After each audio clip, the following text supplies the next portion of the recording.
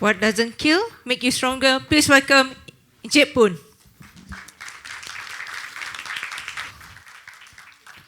So good afternoon, SQLTs and my fellow colleagues. So my name is Poon, as everybody knows, and actually people call me Poon, but sometimes they mispronounce it like Poo or Poons. Even sometimes I try to type myself my name right in the phone. The autocorrect will suggest Poo, P-O-O. I was like, what is this? But that's not what I used to be called, actually, to be honest. Back then, my nickname actually is Mango. So you guys must be wondering, where do I get my nickname? I think if you are those 90 kids, you will remember there's this cartoon called Tomato Man. So that time I was thinking, well, if we have a Tomato Man, why not we have a Mango Man? So since then, I have the nickname of Mango. And also because I think one of my ex told me that actually my face looked exactly like Mango. But in this picture, it doesn't really look like Mango because you can see my eyes are closed. Okay, so my topic today is what doesn't kill you, make you stronger. This one actually happened, as you can remember, just 3 months before SPM. That time it was raining heavily. Actually, I stay in Kemaman, one of the hometown in Terengganu. So it was raining heavily that time. So I was driving a motorcycle to go home. And that time, you know, when you have to release yourself so bad, and it was raining so heavy, so I couldn't see the traffic light, whether it's green, yellow, or red. So when I crossed the traffic light in front of the hospital, suddenly I was hit by a truck. Boof! And out of sudden, remember, because it was raining, so the road was so slippery, I was dragged not 30 meter and not 50 meter, but more than 100 meter actually. But the best thing of it is because it happened in front of hospital, so I believe that I received the quickest response ever from an ambulance. It only took like 1-2 minutes for the ambulance to move up from 100 meter to pick me up to the hospital. So when I woke up in the hospital, I realized that actually one of my leg is like about 90 degrees. It's very close to my head. I was like, oh man. And then I realized that actually I have just broke my leg. And Kemaman is a small town that time, 20 years ago. So there's no operating theater there. They couldn't do any operation at all. They have to wait another 1 hour before transfer me to Kuantan Hospital, which is another 1 hour by journey. So during that 2 hours time, looking at my mom's worrying face and you know the pain that I have to endure so much, then suddenly I remember the quote that I actually see in MRLC. I mean, those in 90s kids will know that MRLC is one of the popular platform last time. It's where I get my first love as well. So suddenly this quote struck me very hard. It's like, what doesn't kill you makes you stronger. So the pain that I endured that time for the next 3 hours, it was like so much. Then I always believe that I can make this through. I can work this out. I can make this through. I can endure it.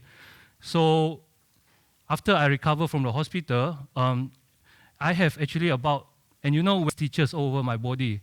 Just my neck alone, I have about 30 stitches. And you know, when you wear the helmet, right, sometimes you put on the protective cover, right? It can protect you against wind and rain, but during the accident, it become a weapon because it totally pierced through my neck. So the blood was like gushing out, so the doctor has to spend like 30 stitches to correct it. So after I discharged from hospital, remember just now was like 3 months before the SPM, right? So I actually have to use a wheelchair to go to the hospital. And after 1 week, I have to use crutches to go to the hospital. That time it was so difficult. Imagine I need help from everyone to assist me whenever I go, even to toilet, even to shower, everything I do, I need an assistant from someone. Even go to school, when I want to do something simple, also I need an assistant from someone. There are times that I feel like I was giving up. It's like so hard. It's like you feel so helpless. If you've been there, you feel like so helpless. Like, why you are so helpless? Everything you need somebody to help you. Then I remember this again. What doesn't kill you, make you stronger. So actually, I pick up myself. I really, that time because I was bedridden, so I have more time to study. So I make use of the time to study hard for my SPM. Then when the SPM result came out, actually, surprisingly, I scored like straight A1, which I've never done it before. Then the next one, so I attend the Petronas scholarship, and even during the interview in the UTP, actually my selection is all UTP only as a selections. So somehow, when I received the news, I was like, is it true? Is it really me that I got an overseas scholarship? Then before we actually placed to overseas to study, we have to do our preparation course. And we were assigned to do one of the preparation course called IB. It's quite different than A-level. It's a French word. It's called International Baccalaureate. And we were placed in a college called College Marabanting. And it's definitely not at the Banting side, I can tell you. It's somewhere in Salak Tinggi. If somebody have been there before, it's middle of the oil palm estate. To be honest, it's nothing at all. And then from a daily school person moving to a boarding college, then you have a row of rules like you can't go out during weekdays, and then weekends, sometimes you have to switch to go out.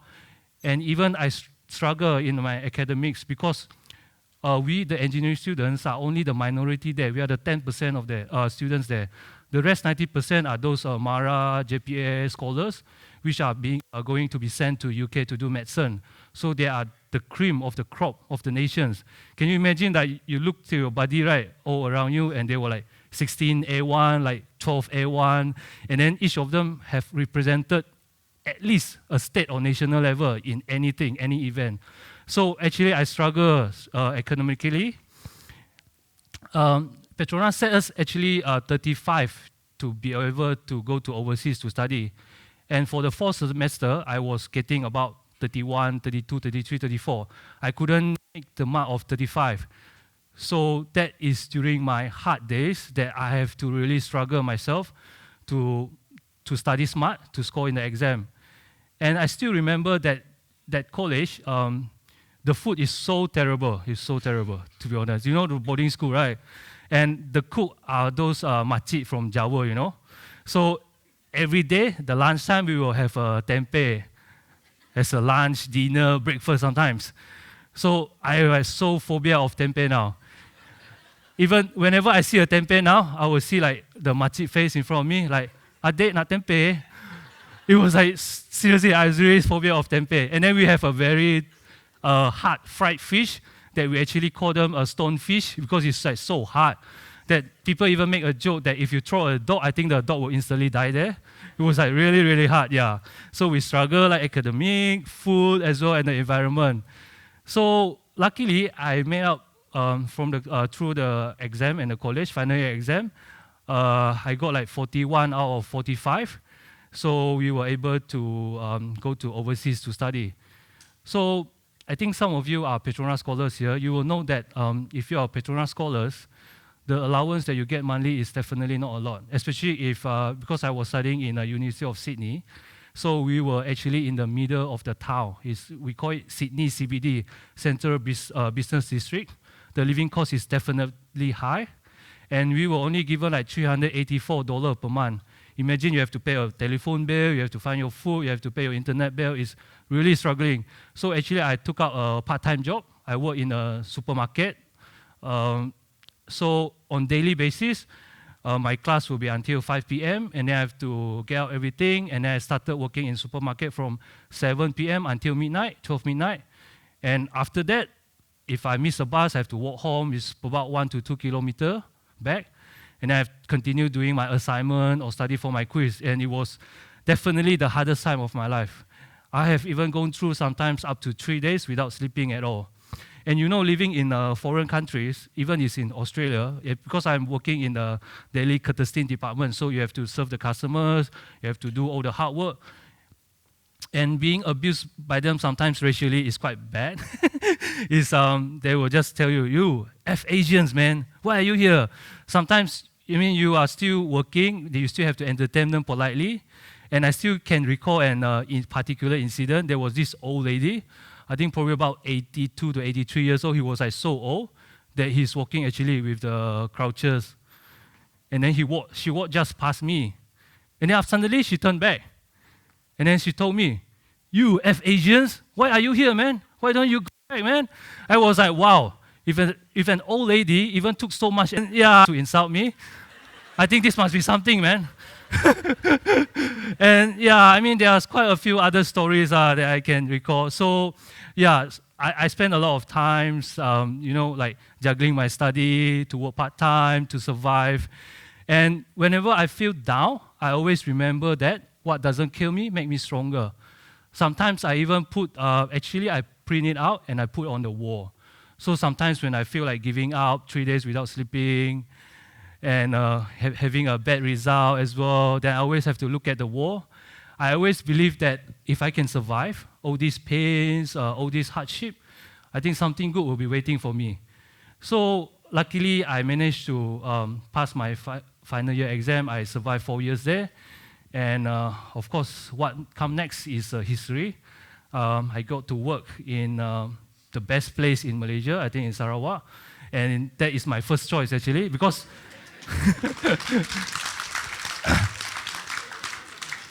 because I'm from Kemaman and I never wanted to go back over there. I find my happiness in Sarawak. And also, during the interview, I did not expect to get Sarawak because you never get your first choice, right? So I just put me Sarawak since I will never get it, right? But in the end, I get it, and I'm glad that I get it. So here I am today. I hope that all my struggles, all the hardships, and all the pain that I've endured had only taught me one thing. Sometimes pain is temporary.